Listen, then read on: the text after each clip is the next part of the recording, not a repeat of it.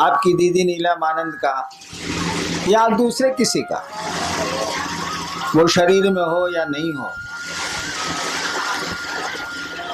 उससे आपका जुड़ाव बहुत मानी नहीं रखता है। मानी रखता है लेकिन बहुत मानी नहीं रखता है, उसका बहुत अर्थ नहीं है। अर्थ तभी है जब हम शिव से जुड़े जो हमारे गुरु हैं।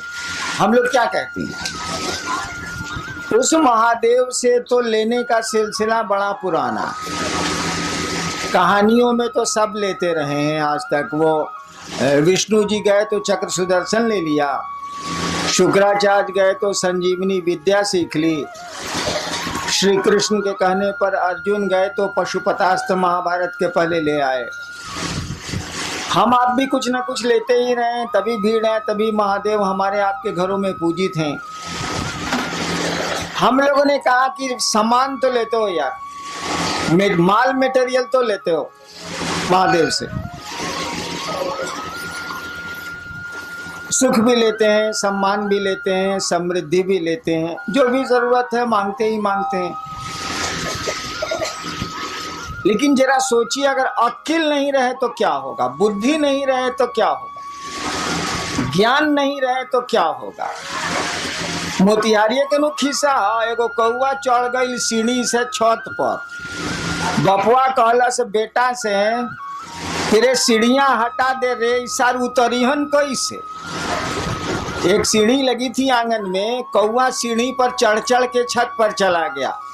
बापा बोला कि रे बेटा, बेटा को कि रे बउआ सीढ़ियां हटा, इस सार छत पर से कौआ उतरिहन कैसे साले। ऐसे तो काम ना चली, कौआ के तो पाँख खोला बाबू, उड़ जाई, सीढ़ी लगाओ चाहे मौत लगाओ। हम लोगों ने कहा कि शिव से आप दान तो लेते हैं, शिव से आप बहुत कुछ मांगते हैं, कुछ न कुछ मिलता ही मिलता है। देने का अधिकार भी उनको जितना है, देने की शक्ति भी उनको जितनी है, विश्व में, वर्ल्ड में, संसार में, इस त्रिभुवन में किसी को नहीं है, क्योंकि ईश्वर का नाम है शिव, ईश्वर का नाम है महादेव।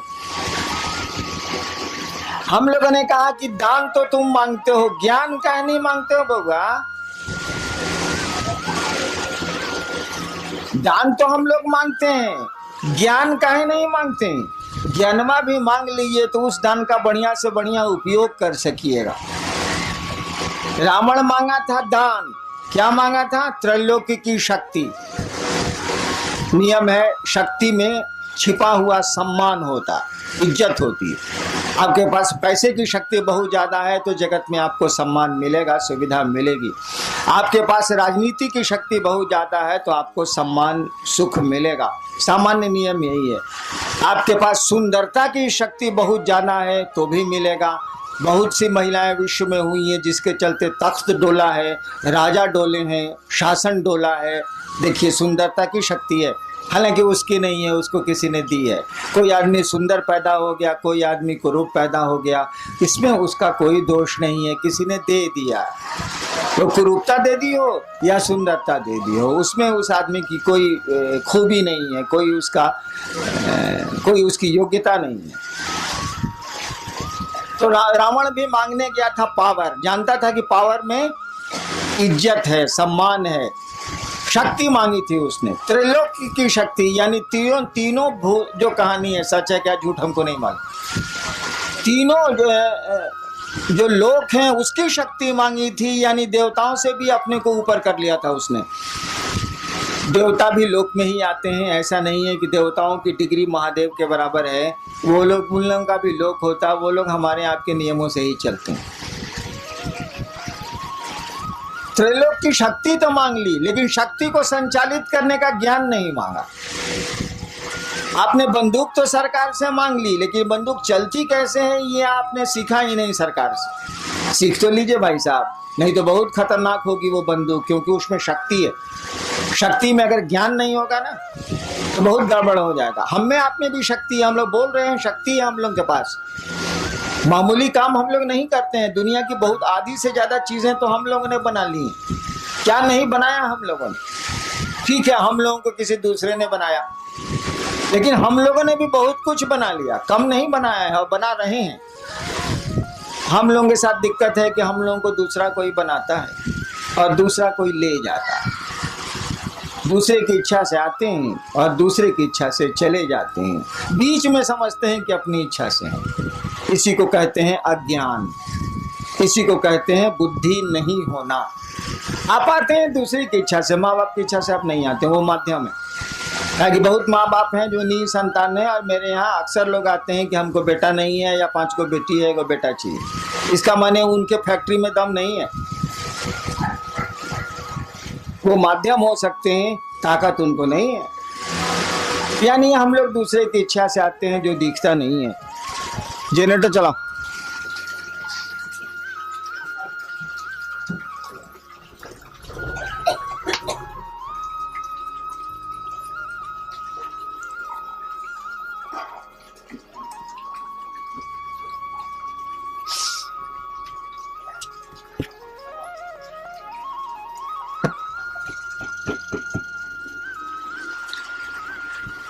हम लोग दूसरे की इच्छा से आते हैं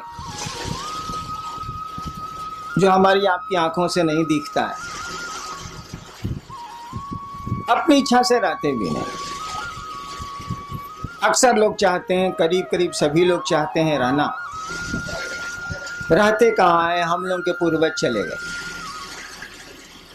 तो आना दूसरे के हाथ में है, जाना दूसरे के हाथ में है। बीच में ऐसा लगता है कि बहुत कुछ हम लोगों के हाथ में है, ऐसा है नहीं, लेकिन लगता है तो लगता है। भ्रम ही सही, तो भ्रम भी आप में हमें संवेदना उत्पन्न करते हैं, प्रतिक्रिया उत्पन्न करते हैं, परिणाम उत्पन्न करते हैं। हम लोगों ने कहा लोगों को कि भैया महादेव से तो लेते ही लेते हो, लो यार कौन रोकता है, और उतना दे भी कौन सकता है जो दूसरे के पास जाओगे, लो जरूर लो। लोगों ने लिया है, हम आप क्यों दूबर रहे हैं, हम आप क्यों कमजोर रहे हैं। लेकिन ज्ञान भी लो नहीं यार, ज्ञान क्यों नहीं लेते हो? ज्ञान लोगे तो बहुत मामूली सी चीज से भी तुम बहुत बड़ा काम कर लोगे। हम लोग देहात में वो कहावत है ना कि गांव में एक होशियार रही तो कमा खा के जिए ली, 5 गो बुड़बक ओकरा भेटा के चाहिए। तो ज्ञान का ये महत्व है। दिक्कत क्या है? दान तो बंटवारा में आप ले सकते हैं, जैसे महादेव को आप बाबा कहते हैं, बाबा की संपत्ति में आपका अधिकार है। शिव कहा जाता है कि चंदा मामा सबके मामा, शिव घर घर के बाबा। कहावत है ना, चंदा मामा सबके मामा, शिव घर घर के बाबा। तो बाबा में तो पोते पर पोते सबका अधिकार है भाई, उसकी संपत्ति में तो भोग तो रहे। हवा उसकी, प्राण उसके, पानी उसका, पहाड़ उसके, नदियां उसकी, हम उसके, सब तो उसी के हैं, तो भोग तो रहे। और बिना मांगे मिल जाएगा, क्योंकि बाबा की संपत्ति में उसके पोता पोती से लेकर पूरा खानदान बढ़ते चले जाए, सबका अधिकार होता। कानून कहता है इस देश का कि जब तक जिंदा है तभी तक अधिकार रहेगा, उसके बाद कहीं दूसरे को दे दे। उस साला मरबे नहीं करता है तो देगा किसको? मरेगा तब नहीं दूसरे को होगा, उस साला जिंदा है। काहे कि रामनवमी में राम के जन्म की छुट्टी होती है, जन्माष्टमी में कृष्ण के जन्म की छुट्टी है। अब महादेव के जन्म का पता भारतीय सरकार को नहीं लगा तो हमको आपको कहाँ लगेगा, इसीलिए ब्याह की छुट्टी है। महादेव का ब्याह का छुट्टी दे, कहीं ब्याह का छुट्टी सुना है आज तक किसी का? किसी भी बड़े से बड़े आदमी के शादी की छुट्टी आपको मिलती हो सरकारी दफ्तरों में, ऐसा सुना कभी? जन्म की मिलती है, पुण्यतिथि की मिलती है जिसमें वो शरीर छोड़ते हैं, पुण्यतिथि भी बहुत कम मिलती है, नहीं के बराबर मिलती है। जन्मदिन की छुट्टी मिलती है, जो हमारे यहाँ भगवान है या हमारे यहाँ जो पूज्य लोग हैं उनको उनके दिनों पर सरकार छुट्टियां देती है। लेकिन ब्याह के दिन के छुट्टी मिला लोग है सरकार में, ये कभी सुनने बने रहे वालों नहीं। ब्याह के दिन साला ब्याह हो गए लोग, कौन बड़का बात। लेकिन महादेव के छुट्टी मिलेला महाशिवरात्रि, वो ब्याह के दिन मिलेला। काहे कि साले सरकार कमबख्त सरकार को ही नहीं पता, हमको आपको क्या इतनी बड़ी हस्ती को नहीं पता है कि पैदा कब हुआ था। और जब पैदा ही नहीं हुआ था ये मालूम ही नहीं है तो मरेगा ही नहीं साला। इसीलिए बाबा आपका जिंदा है, आपको हमको हक है लेकिन केवाला नहीं मिलने वाला। केवाला तो उसी के नाम से है। दान में एक बाप अपने बेटे को पूरी संपत्ति का पूरा टुकड़ा दे सकता है। 3 बेटे हैं तो 3 हिस्सा कर देगा वो। कहल जाला कि बंटवारा में चाउर अगर धुआ गई बात तो कर पानियों बटी। हाँ बटी, चावल का धुवन भी बढ़ता है। ये हम आसमान से सीखा, धरती पर हम नहीं जानते थे इसको। चावल का धुवन भी बढ़ता है, लेकिन भाई साहब ज्ञान नहीं बढ़ता है। एक बाप अपने बेटे को, अगर 3 बेटे हैं 4 बेटे हैं तो वो 4 टुकड़े कर देगा। बंटवारा के समय चावल और अधन पर चढ़ा हुआ है तो पानी भी बांट देगा वो। लेकिन वह बहुत बढ़िया शिक्षक है तो ज्ञान नहीं बांट सकता है। उसका ज्ञान लेने के लिए उसके बेटों को उससे ज्ञान लेने की मानसिकता में आना होगा, उससे पढ़ना होगा। हम अक्सर एक किस्सा सुनाते हैं, बना के किस्सा सुनाते हैं, कौन किस्सा थोड़े। एक बाप था, उस इलाके का बहुत बढ़िया शिक्षक था, रिटायर कर गया। और जब तक वो शरीर से तंदुरुस्त था अपने बेटों को कहता था, अरे हमसे पढ़ लो, इस इलाका में हमसे बढ़िया मास्टर नहीं है। तुम भी जानते हो कि हमसे बढ़िया मास्टर नहीं है, हमसे पढ़ो।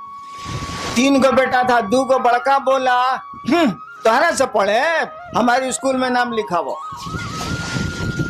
क्या करेगा बाप, उसने स्कूल में नाम 2 को लिखा दिया। छोटका बोला कि ना बाबूजी हम तुम्हारे से पढ़े। उसने तो कहा ही था कि हाँ पढ़ो। 2 बेटा कहा कि ना हम तरह से ना पढ़े, भी स्कूल में पढ़े। समय बीता, वो रिटायर कर गया, बूढ़ा हो गया। एक दिन सबसे छोटका बेटा हो गया था कलेक्टर, पढ़ा टीचर बढ़िया था, बना दिया उसको, IAS हो गया, वो कलेक्टर हो गया। एक दिन छोटका बेटा आया बाप से मिलने के लिए, तो पीला बत्ती का गाड़ी या अंगरक्षक बॉडीगार्ड सब था उसके साथ। और दोनों भईवा जो था उससे बड़ा, जो नहीं पढ़ा था अपने बाप से, वो दोनों बथान में भैंस को सानी लगा रहा था। सुना कि छोटका भैया आया है, भईवा आया है, तो दोनों आया मिलने के लिए। बगीचा में था, बथान में था, आया मिलने के लिए। तीनों बैठा हुआ था, बूढ़ा जो मास्टर था वो भी बैठा हुआ था, जो तीनों का बाप था। दोनों ने कहा, दोनों बड़े भाई ने बाप से कहा कि बाबूजी तारा ऐसा था बेईमान, हमने का देखबे ना कहीं नहीं। बाप ने कहा क्या बेईमानी की, बोलो। कहा कि एकरा के तू कलेक्टर बना देला, हमनी के भैंस चरवा बना देला, तैसे बड़ बेईमानी हुई। वो बूढ़ा आदमी बोला कि देखो बाबू, हमरे पास इतना बीघा जमीन है, छोड़ दो, हम पेंशन से खा लेंगे, हमको जमीन की जरूरत नहीं है। तुम तीनों भाई इस जमीन को बांट लो, हम जमीन का बंटवारा कर देते हैं, संपत्ति का 1-1 पाई का बंटवारा कर देते हैं। लेकिन ससुरा बताओ हम ज्ञान का बंटवारा कैसे करें? ये पढ़ना चाहा तो हमने पढ़ा दिया, तुम दोनों ने कहा नहीं पढ़ेंगे तो स्कूल भेज दिया। तुमको बढ़िया शिक्षक नहीं मिला, तुम नहीं पढ़े, भैंस चरा रहे हो। इसने हमसे पढ़ना चाहा, हम थोड़ा बढ़िया से पढ़ाते रहे हैं स्कूलों में, हमने इसको पढ़ा दिया, ये कलेक्टर हो गया, तुम दोनों भैंस चरवा हो गए। तो ज्ञान का बंटवारा हम कैसे कर दें? चलो चावल का पानी हम बांट देते हैं, सब कुछ बांट देते हैं 3 हिस्से में, लेकिन ज्ञान कैसे बांटेंगे यार? ज्ञान कोई लेगा तब न देंगे, ज्ञान तो लेना पड़ता है। सामान तो हम दे देंगे, लीजिए चाहे फेंकिए, लेकिन ज्ञान तो हम दे ही नहीं सकते ना, जब तक आप लेना नहीं चाहिएगा, उसको रिसीव करना नहीं चाहिएगा। हम लोगों ने कहा महादेव से दान लेते हैं, ज्ञान कहीं नहीं लेते हैं भाई साहब। ज्ञान लेने के लिए आपको उस महादेव का चेला बनना होगा, शिष्य बनना होगा।